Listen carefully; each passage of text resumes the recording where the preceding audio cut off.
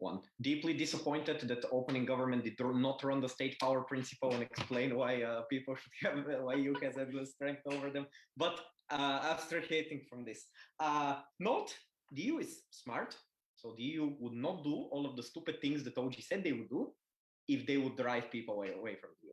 This is basically our case, and then a bunch of mechanisms on why EU has good incentives. Firstly, a bit of framing. One, who does this? Note that this is likely to be done. The people who do this are not European Parliament. This is European Commission that does this. European Commission doesn't actually represent each individual state within the EU. They represent the interests of the EU, meaning it is likely to be done from the perspective and from the interests of the EU. We'll explain why this is good later on. OG seems to agree with this, so there is no problem. If closing wants to do some shit, they can. Secondly, and this is the most important piece of framing that instantaneously takes out prop.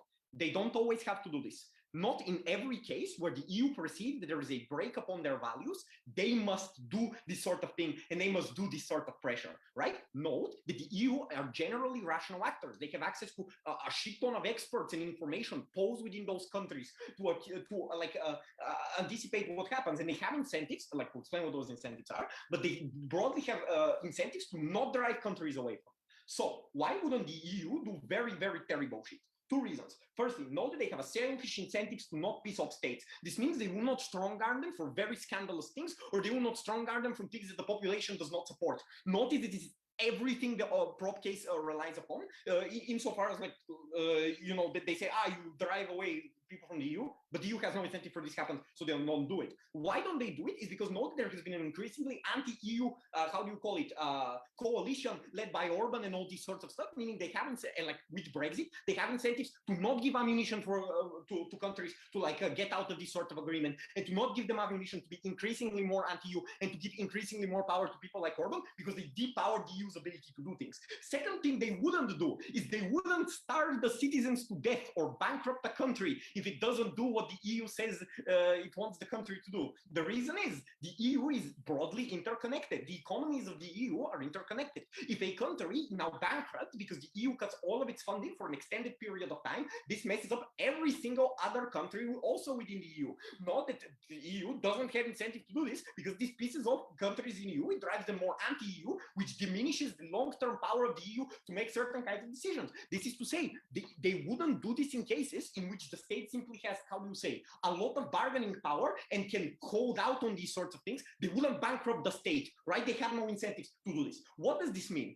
In what cases are they likely to do this? They're likely to do this very strategically. In cases in which this does not matter, meaning there is no impact if this happens. Know that doing this in Hungary doesn't fucking matter, because Hungary is already anti-EU, meaning that you can negotiate certain sorts of better conditions and all these sorts of things. And this has no impact, and EU knows this has no impact. So this is the case in which it's likely to do this. Or secondly, know that it's likely to do this in cases in which this is absolutely necessary, in which there are no other options. OOG say, there are many other options they can use. If there were options, they would use the other options, right? They're likely to use this in cases in which there is no other options, in which there is generally nothing they can do, and they're likely to use this for cases where something very, very terrible is going on, where many, many people are getting abused and all these sorts of things, or in cases where they can just get it done very fast, and this is the most efficient method to do this. They know that this is this sort of thing. Secondly, why are states likely to comply, directly countering what proposition said? Three reasons why money is extremely important to these sorts of states. One, notice that money often is very crucial to providing electoral incentive, things like jobs for your people, which people massively consider, especially now in the times of the coronavirus, when people have crises and stuff, they need this sort of bailout from the EU, meaning that the EU now has very big bargaining power to negotiate these sorts of things. Secondly, notice that this money often means money for oligarchs in countries like the Balkans, right?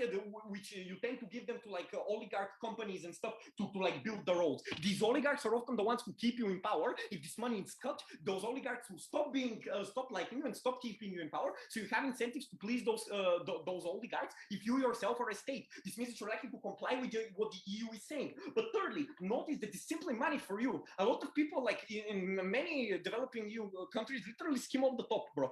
If there is comparatively less money given from the EU, then this gives you a personal lesser ability to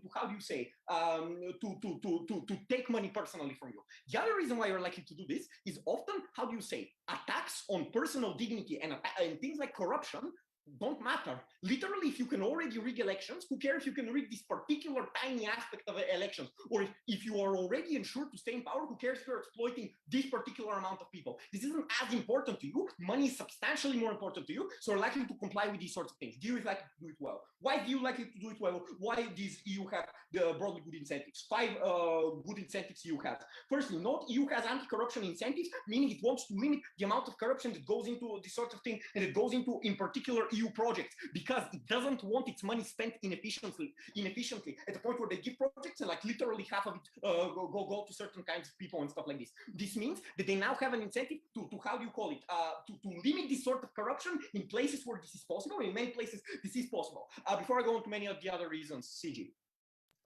Yeah, can you tell me what the moral distinction is between one type of state that financially coerces a group of people to follow a moral value that it has arbitrarily decided it's a good thing, and what you're describing?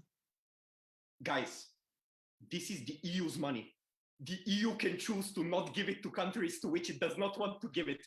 This is like saying, oh no, you must always give to charity, even if you don't like what the people are doing. But also, even if the EU is arbitrary in pressuring these sorts of people to do things they don't like, states are also arbitrary in pressuring people to do things they don't like. Corruption often is anti-democratic. Literally, if the EU doesn't pressure it, other forms of anti-democratic shit will pressure the people. So there is no principle in this motion, right? Like you need to engage with practicalities and stuff like this. Secondly, why the EU has incentives for broadly better interconnected economy? Notice, in many places, things like isolationism is politicized, meaning countries have incentives to become isolationist, even when it is not a good idea for their own citizens, because this is a political issue. EU has no incentive in this sort of thing, because it wants interconnected economy where everyone can benefit from the economy of a certain country. Thirdly, notice that the EU wants a united European Union, meaning it wants people to like the EU. What this means is it is likely to do things that are good for like the people in the country want. This is especially important because many times the people cannot hold the state accountable in places like corruption, where they cannot vote as much in more elections or rigged.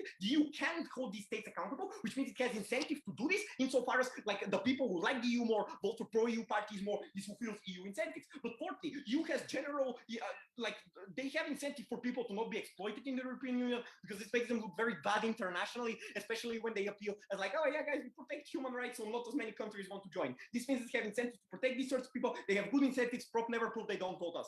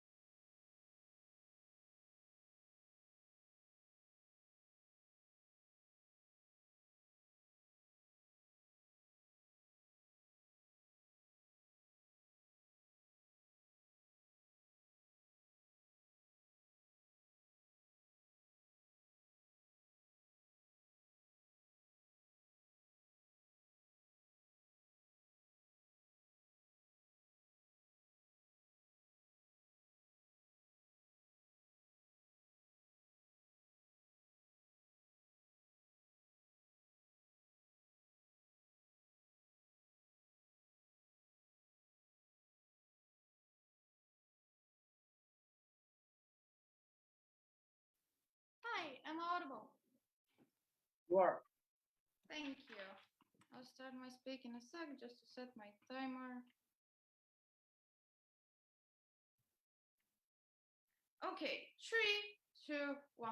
The problem with the OG case is that, oh, you have so much countries that are not complying with EU values. So you have so much countries that are like being taken away from like EU funding. The problem with this is that it's like literally 1 and 2 countries that are doing this in the status quo, and isn't like 20 countries within the European Union. Why is that the case? Firstly, you have signed a literal document that you have like complied with EU values in the first place, right? Because when you enter the EU, you have like signed this document and you signed another document every single time that you're getting EU funding. Therefore, probably those countries are informed of what's going to happen if they don't comply with their values. Secondly, note that countries are scared. Countries don't want their like funding taken away from them.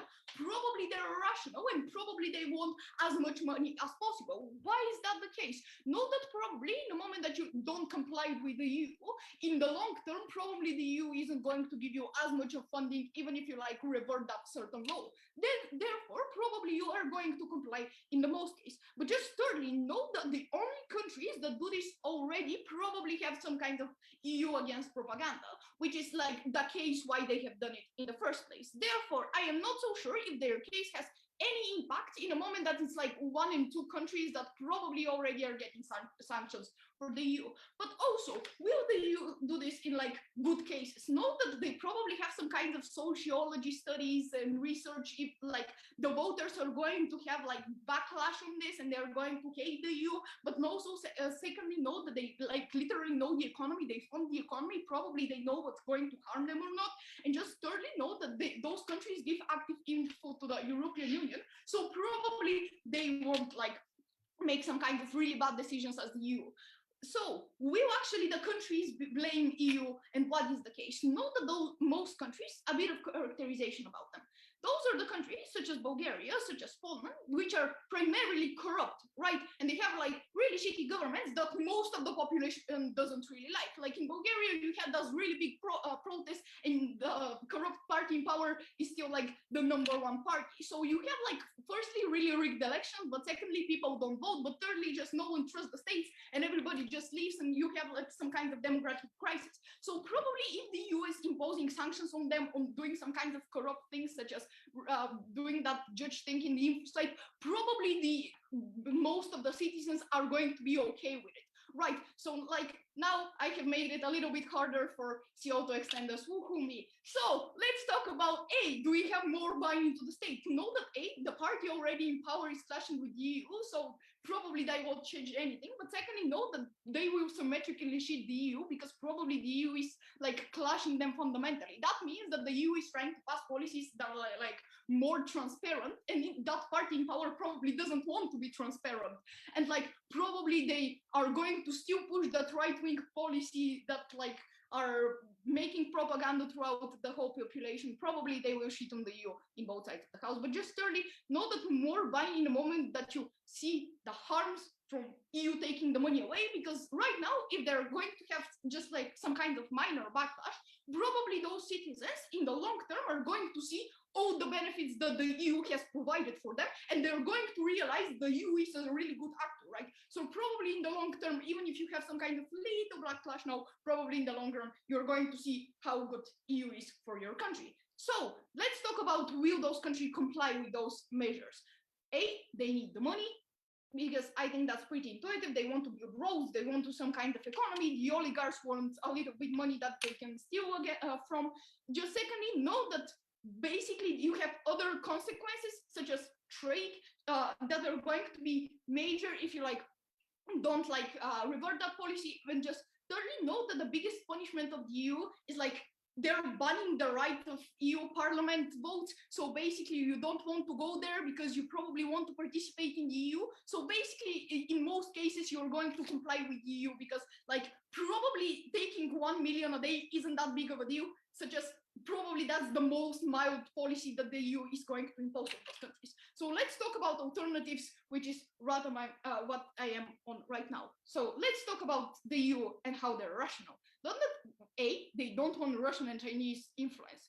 Therefore, they probably are going to do this in really certain instances, and really good, because they don't want Russia to come and tell you, oh, we are making the gas prices like lower so we can have like some other countries comply with Russia. Therefore, the EU is probably know that gap and probably wants to like not piece off those countries so they can go to Russia or China, for example. But secondly, note that they don't want to harm the people within those countries. What is an illustration of this? Note that EU values practically say, oh, we don't we need to not harm people. And if like that specific policy harms people, probably they won't impose it because it's already against EU values. And just know that if there was another way, probably the EU is going to like find it out, because there are like 30,000 people working in the EU Commission, which was the commission that gave the case to the EU court. So probably those people would have figured it out. Before I continue, I will take a point from CG.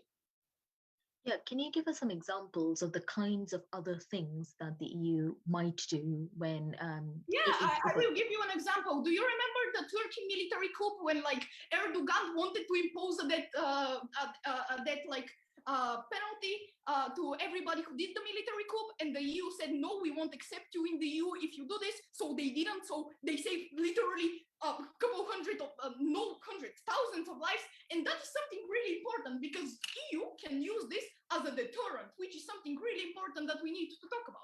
In a moment that the EU does this policy right now with Poland and with other countries that don't comply with EU values, it is probably going to gain its respect back, right? It is probably going to stand behind those values, and other countries will be deterred from making some kind of actions again. Note that the EU values fundamentally say freedom, equality, and some kind of not exploiting people and not having authoritarian regimes which are really fucking corrupt, right? And that is something really good for the status quo. So probably the EU, when making that policy, is going to deter some other countries like Romania and Bulgaria from being so fucking corrupt. So let's really fast talk about coercion and why coercion doesn't exist in this debate.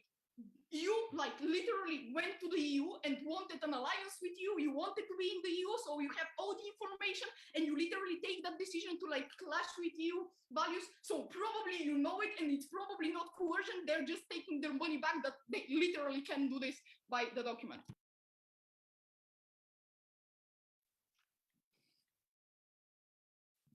Hello. Thank the speaker for that speech, inviting the member of government to continue the debate for the government bench.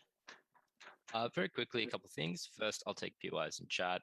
Second, it is 5 a.m. here, so after this speech, I might go sleep with Srishti's permission. Many apologies to everyone. But other than that, let's get into it. I want to start this speech with a very boring observation for the nature of this debate, which is that this power, Article 7 of the Treaty of the European Union, has been basically invoked twice. It was against Poland and it was against Hungary, and that's it. It's been around for basically 3 decades at this point. And that means that the benefits that both opening half teams are pacing their entire cases on are very, very slim. And the deterrent effect that opening opposition talks about is even more marginal, for the reason that it hasn't had a deterrent effect in Romania, Bulgaria, Poland, clearly, and also things like the burqa ban in France and a whole bunch of other problems that have ravaged the social politics of the European Union. With that in mind, what we're going to bring you at Extension is 2 things. We're going to step through the causal chain of what would happen after this policy is opposed and why the opposition of this policy is necessary in order to achieve certain outcomes in the counterfactual. And then we're going to tell you why those outcomes would be preferable were you to stop doing this practice. So with that in mind, let's start with the framing piece that is given at opening opposition at ELO, where they say the European Commission makes these decisions. This is actually untrue.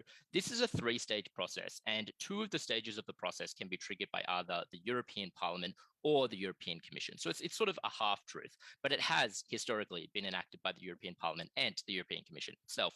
Note, however, that the fact that the Commission itself does this is actually good for the government side for 2 reasons. The first is that centralized and concentrated executive power actually leads to less direct accountability and therefore more of the backlash that opening government hangs their hat on. But the second reason is that it has specific pressures. Famously, the European Commission, as all, for instance, anti-corruption and executive bodies have, a desire to ensure that they aren't aggressively going against the very bodies like the legislature, which afford them power through things like budgetary constraints. Therefore, they are less likely to initiate actions against some states and more likely against other states. Therefore, what are the changes to the European Union? Starting with the question of how will the system change if the EU ceases this practice via our opposition to it and supporting that opposition? The first thing to note is that under the status quo, all EU powers to sanction states are concentrated entirely in Article 7 of the treaty. It is effectively it, with a few exceptions I'll canvass a little later. That means it's your only real mechanism for a lot of specific state-on-state forms of recourse, unless you go to the ICJ, which obviously you can't, because you're prohibited by certain aspects of the Schengen Agreement from doing so most of the time, and also that would be a diplomatic nightmare. The second thing I want to note here is that Article 7 is extraordinarily vague. It is subjective language about adherence to values, which is obviously open to interpretation. Therefore, there are two options when you move away from this sort of a policy mindset. The first is that you move towards a minimalist approach as endorsed by the motion, where you say the EU should not use this sort of power, but should instead use the other forms of power allowed by Article 7, namely suspension of voting rights towards members, what I would call a more powerful approach as opposed to the using sanctions approach. That is one way that you can validly run a counterfactual in this debate. The second, and we think the more likely, is that you actually just see in opposition to this gray area the creation of more specific and prescriptive regimes for the way in which you should actually police the conduct between European Union states. We intend to prove both of those counterfactuals and win both of them, though we think the second is more likely. But first, what is the problem with a value-oriented system? I'm going to skim through this because I think most of it is touched upon by opening government, but four things. First, the values themselves are extremely nebulous. It is unclear what tolerance actually means, and it's freely open to being interpreted. The second is that values are able to be interpreted differently in different contexts, as opening government says. Third, and new, it often comes into direct contest with one another. So for instance, freedom and the rule of law come into direct contest in a situation like a pandemic with lockdown. Fourth, the mechanism is tainted by the largest players because France and Germany have a huge amount of power, not only with respect to influence over appointments to the European Commission, but also specifically larger seats in the European Parliament, which can be used to trigger this power, which means, for instance, that Paris's anti-sedition laws post Charlie Hebdo didn't get any crackdown or even a whiff or a motion passed or attempted to pass in the European Parliament, which seems to suggest that there's no scrutiny. Another good example is like Irish tax reform, tax evasion not getting any sort of salience there either. The fifth thing to say here is that the ultimate court of appeal for these sorts of decisions is the European Court of Justice. Again, a mechanism which has been hotly contested and criticized by the sorts of actors that we're talking about, which means that they also, as a secondary point of analysis here, are left with an impossible task because they don't have a law to work with. They don't have an agreement. They have adherence to values, which is extraordinarily nebulous. Why is this important? Two things. The first is to note that this is fundamentally, therefore, a poor system that doesn't adequately reflect the values of these states and the organization itself, but also that the system is open to abuse and has not been used sufficiently thus far in situations where it clearly ought to have. Two things then. Additionally, how does this affect and what is the minimalist approach and why is it likely to happen and what are the good outcomes? This is the situation I described where you move away from fines and economic sanctions more towards the actual use of the suspension of membership rights. Why would this be likely to be done? Obviously, it is the only other alternative afforded by Article 7 of the treaty, and it's better for three reasons. First, it stops overreach more concretely because now you have a much more powerful way to actually stop those actors from continuing their influence. Second, it's a more powerful signaling mechanism. And third, it has a far greater initial deterrent than that is suggested by opening opposition. So if they're about deterrent, we think we get deterrent far, far more powerfully. Before I continue, I'll take them. Opening opposition. Your counterfactual is non-exclusive. If this were the better alternative for the EU, they would already use this. They can currently use this, but they can also use the other thing. Right. And we're saying that if we stopped doing the thing as the government is suggesting, then they would therefore do our thing. So yes, you're right that technically that's the case, but that means nothing in the debate. Let's then talk about likely reform, which we think is the actual counterfactual. Why would this be the likely reform? I have a large number of reasons. The first is the 5 incentives that opening opposition themselves provides, which seems to suggest that there's political capital for a system like this. Second, it may be true that they still wish to interfere with specific court practices like in Poland. Third, they are legally entitled to create new laws via commission. See, for instance, the enforcement provisions of the post-Greek bailout financial crisis. Fourth, large member states still seek to reel in other states for bad image and and corruption, etc. And fifth, it's been suggested before. Look, for instance, at the Treaty of Nice, which was contemplated in the early 2000s. Finally, the MECs exist in other forums like the ICJ and the World Trade Organization. Why is this better? Because it's more cut and dry. You can see a clear transgression where you can say, okay, this person has actually contravened this section of the law of the EU, and therefore they deserve this specific punishment. Second, there's no collective inaction problem like we've seen with France. And third, there's just greater clarity. So there's less failure to litigate because you know that that person has actually been in breach. Proud to propose.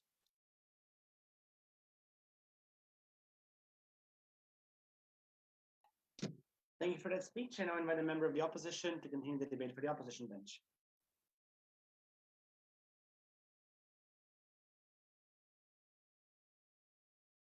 Hello, can I be heard? Yes, you're audible. Great, thank you.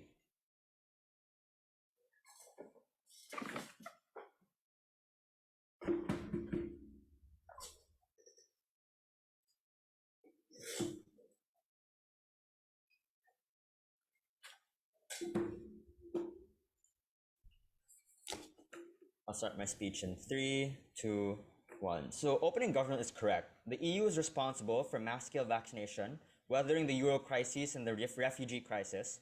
And this took significant sacrifice from both Germany and Merkel and her rule, as well as France, to ensure that a lot of the wealth that they could have otherwise kept to themselves, a lot of the sacrifice in terms of being able to keep the sovereignty of your own nation, as opposed to being able to rule over the European Union, was one that they were willing to give up for the greater good of the continent. I will make the argument that the most important consideration in this debate are not the fringe countries that are being argued upon in top half, but rather the largest and most influential contributors to the European Union that are far less likely to have that same kind of contribution on government side of the house. So like Germany, like France, as closing government point out, we don't think that they will leave, but we do think their willingness to do things like increase the sovereignty of states and as a consequence, decrease the monetary contribution, especially because the main mechanism of this debate in funding is far more likely to occur. There are 3 reasons they're going to do this. The first is that it is just politically unpopular to collect tax from your own citizens, give it to the European Union, and end up having that go into fueling authoritarianism, potential election rigging, and corruption, and being able to disrupt the independence of the justice system of other countries. It's the method of restricting this direct funding that not only shows you the complicity of being able to participate in these things, rather the lack of restriction, but the active contribution of you as Germany towards whatever Orban is trying to do, towards whatever is happening in Poland to ensure that they continue to restrict the kinds of democratic freedoms that exist there. Secondly, illiberal and undemocratic states are far more risky to work with because once you give them money, you are uncertain where that money is going to go. It could go into things that could go to the harm for the common good of the union, i.e. they could instead start to spend on their military and engage in incursions that are bad for the reputation of the union. They could engage in illicit market activities that could potentially harm the general freedom that is enjoyed within the union. Oftentimes, states like Germany and France do not want to give these rogue states money, not only out of fear of public prosecution, but also out of fear of potentially empowering a rogue state that they are unable to check and balance, that they're unable to predict, and now must work with. Thirdly, you potentially empower anti-democratic sentiments within your own country. Because when other countries are able to sell, the fact that they can have both prosperity and the active opposition towards democracy, it becomes increasingly popular to pursue these kinds of things. And therefore, you are afraid that these same values that you had stood upon as Germany or France for the longest time now come into question because other countries are gaining wealth and at the same time questioning those same fundamental values. What this means is that they're far less likely to contribute to the European Union to the extent in which they do. There are 3 implications of this on the round. Number 1 is, a lot of the important benefits argued at opening government are simply less likely to accrue. It was only with Merkel's rule that you were able to weather the Euro crisis. It is only under the large-scale sharing within the European Union that you're able to deal with the pandemic, that you're able to maintain a large degree of economic prosperity, and ensure that a lot of the important shared institutions within the EU continue to be sustained. Secondly, the biggest harm on Gov is that you restrict funding for people within the countries that are likely to not obey EU values. But what I want to note here is that this argument also explains why that harm will exist on both sides of the house, insofar as overall funding is lowered. But there are two further implications to this. The first is that for many countries that are innocent or did not oppose EU values, but at the same time are not as wealthy as France, as Germany, and were particularly dependent on that funding, I'd note a lot of the Eastern European states that had only recently, relatively, joined the Union are far more likely to suffer, despite not having gone under the same kinds of actions that Poland, that Hungary have done. But secondly, is that you also have less money for important shared institutions that are important moving forward, i.e. the logistics of handling a single market. A lot of the shared environmental efforts that are being done by the European Union right now. But thirdly, it is important to note that the biggest difference in this debate happens for these countries. Because if you're going to hang your hat on, will Orban get more or less Eurosceptic, is not a very big difference to make in this debate, because I don't think there's going to be a meaningful difference, regardless of what punishment mechanism closing government wants to provide to you. And therefore, the more important one is the degree of contribution to which large nations are likely to be willing to give.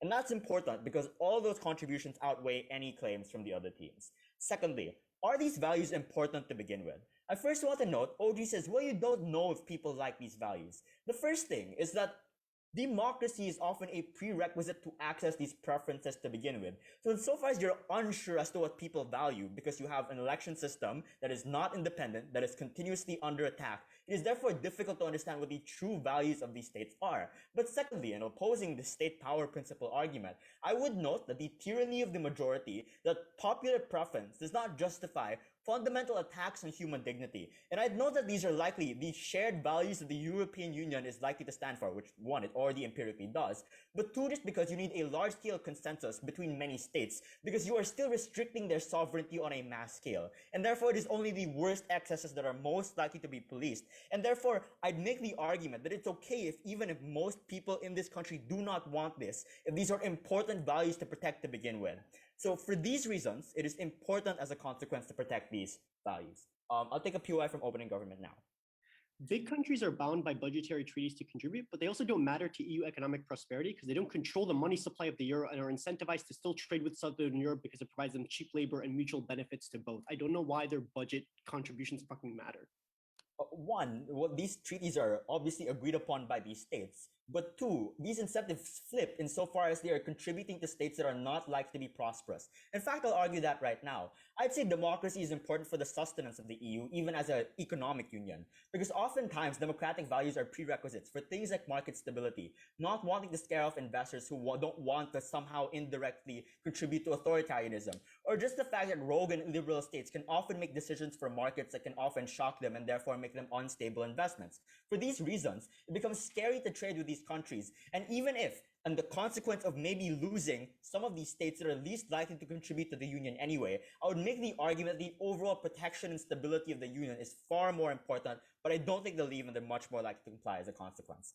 Lastly, the problem with closing government is that even if they argue many alternatives, a lot of the harms that they point out, such as the potential abuse of large states, such as the potential backlash and skepticism that might come about, are still likely to occur insofar as you are seen as someone who no longer has voting rights and therefore are also going to be harmed. But secondly, it's unclear why we are unlikely to pursue these kinds of mechanisms anyway, and this boxes out their ability to police these kinds of states to begin with.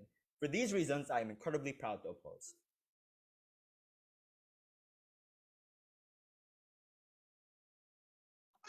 Thank you for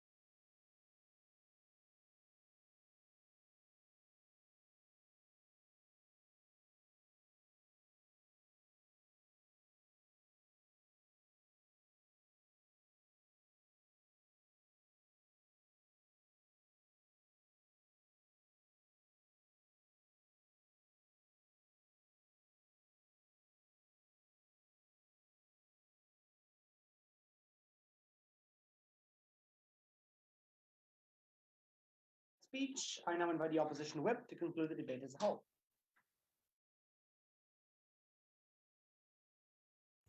Hi, can I be heard? Yes, you are audible. Okay, great. I'll take POI then, chat. Okay. Starting my speech in 3, 2, 1. 3 things in this speech. First, a short discussion on closing government's alternatives. Secondly, a discussion on the principled right to impose. And thirdly, on whether or not this is successful in improving human welfare, which I think by far is the most important issue in this debate, and yet has received very little response from the previous speaker. First, on closing government's alternatives, they have 2. The first is the suspension of member rights as an alternative regime of penalties. There are 2 responses to this. The first is that to me, this seems like it can also be arbitrarily used in the same way that they have concerns over our side. It seems to me that if the same large states are held not accountable by the mechanism that you point out, then it seems to me that when in the creation of such a regime or the shifting of such a regime, they would also make it such that they could, instead of being held accountable by this, gradually consolidate power in the hands of large states and reduce the states smaller states have. In fact, it is not clear to me why the answer to breaches of collective values is to take away that country's say in the same system that holds them accountable. In fact, it seems to me that this specific mechanism CG resorts to more often reduces accountability, which is CG's problem with our case. So I think they're somewhat contradictory to what they want. Moreover, this somewhat contradicts OG's point that regimes of penalties are in general bad and in general causes populism. Their nuance is that financial penalties cause more direct harm than a loss of voting rights, which to me, first of all, I don't know why that's true. Like for many people, the loss of sovereignty is most directly felt by the fact that their country has very little say now in what goes on in the European Union. But moreover, the direct suspension of membership rights directly reduces your say over the allocation of budget for your area and the say you now have over how much you will be taxed. So in fact, it seems like the financial penalties are just done through proxy and is much less direct and comparative. Also, it's immune to many of the benefits that we point out, which means that not only are they doing up but worse, they're also doing up but in fact more in violation of their principle. The second alternative they have is incentives for reform. The easiest way to break this down is just to look at the rules of debate. The world's rules say that you have to oppose something as a whole and not just the parts of it you don't like. So maybe opposing it removes the gray area, but opposing it also entails the removal of the actual accountability regime that they want to revise. It seems to me like if Gov concedes that there are some incentives to reform on UP, then these incentives will still somewhat be present on UP, and as such, there's an incentive to remove the gray area on either side. So this isn't really a mutually exclusive thing that they can claim as a change. Okay, CG's out of the debate, even though I thought they were quite good. We directly outcompete them in the closing half. Secondly, though, on the principled right to impose, this is important because top half cares about it. I really don't know why this is so important, but it's clear that closing opposition is winning it. The first is that OO's defense stops at saying it's the EU's money and that the country has no say over where this money goes, which I think CG somewhat rightfully criticizes as being a weak proof. What we say specifically is that the actual values themselves are a prerequisite to the democratic will. CG says EU values suck, you can't determine what's important, but the epistemic access to the values themselves are gated by the adherence to EU values like the rule of law, like democracy, like equality. And the vigorous debate that Gov needs to have the emergence for self-determination requires first for the platform for this debate to exist and to be enshrined. Then Gov's point is to tackle the specific example and say, actually, it wasn't clear whether or not the judges should have been held accountable or not. The reason why the Poland example was a clear instance of the violation of the right to democracy was because it was used to hold courts of law hostage and protect the friends of the administration in charge. The same caution CG argues shows why it is most likely to crack down on excesses, particularly ones that require consensus, and beyond that the perception of democratic protection causes the same benefits we argue to persist.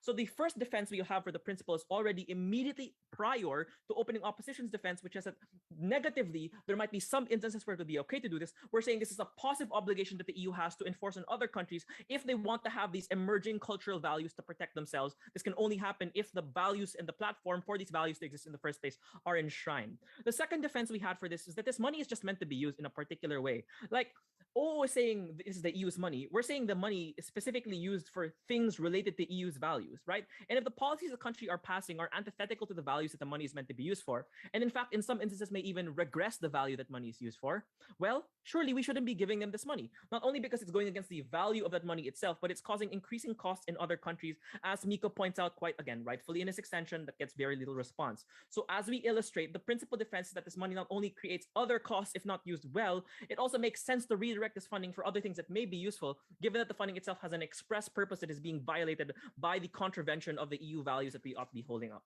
So principally, we are winning on this debate, first of all, because we identify that these specific values are in fact important and are in fact necessary for the other values that Gov says is up in the air precisely, but for them to be up in the air in the first place, you need our debate. Okay. Thirdly and lastly, on the improvement of human welfare and European welfare in particular, I think CG's framing is right, which is that this is somewhat used somewhat sparingly in the debate, right? But what we illustrate is that the presence of this tool in the toolbox is necessary to make large countries comfortable in order to give out the funding necessary for the large-scale infrastructure, public health projects, and so on that are necessary for the upliftment of the quality of human life for many of the poorest countries within the region. Mika gives 3 reasons that remain uncontested. GovWhip's response to these things are just to say these things would never happen, or for the reason that, well, the funding is already somewhat guaranteed. OG already kind of says that. What we said is that actually it's not guaranteed for the very basic reason that the determination of how this funding is allocated in the first place is determined by many of these large countries in the first place. Presuming that we are indifferent to where the people actually are, the simple fact on closing opposition is that from a direct point of utility, there is less money being allocated, which means that we have less development aid, less hospitals, and less industry subsidy. These impacts are billions in terms of scale when it comes to the amount of lives directly affected, in terms of billions of dollars, in terms of livelihood saved, and in terms of public health outcomes. But these impacts also happen to cleave along the lines of the most extremely vulnerable groups, that is the most reliant on the development aid from the EU for things like vaccine rollouts. So you actually worsen the populism and the health outcomes of many people on the ground on government. I'll give opening government again a shot to salvage maybe their case. Most countries' GDP is not based on a subsidy from the EU, but also if Germany was willing to bail the fuck out of Greece because it would tank the euro in Germany, don't you think they'd still do that even if they're slightly less democratic? I don't know why they give a shit about that. Well, the first thing is, if there's a potential risk to increase the amount of Greases, given the money that you're giving them, then yes, there's an incentive to pull out even more. The comparative incentive is the same thing you're saying. There's a comparatively increased incentive and capacity to justify it to your voters. And the second thing, I really don't think this makes sense, right? Like, if you're saying it's so large that people are starving on it, then the decrease in this money would be in fact quite important to them. Either the money is important, as you say in your arguments, therefore people get mad, or the money is not important, in which case nothing in this debate matters. Everyone should just go home. Clearly the money does matter. That's why we're winning this debate. Having said that, we also pointed out that this money is used more effectively. Gov is saying this money is really important, again, in contradiction to their POI. So they're like kind of taking a moralist stance here. We agree, but how do you know that this money is actually being used well? Again, given the example of Hungary, this money is frivolly given to the friends of the government in terms of crony contracts and crony capitalism. So even if it changes nothing in these countries, it is this money that could be used elsewhere in other poor countries in desperate need of this funding, whom we save. At the end of the speech, it's quite clear. We're winning on the debate that THO have had. We've taken closing government out of this debate. And thirdly, we've introduced an entirely new dimension that we think outweighs everything else on a direct scale of uncontroversialness and utility. Negate. Thank you for the speech. Thank you for the entire debate. This is a closed round, so there is no oral education. You can ask for feedback on the call after the break has been released. I wish you all a very good and pleasant night.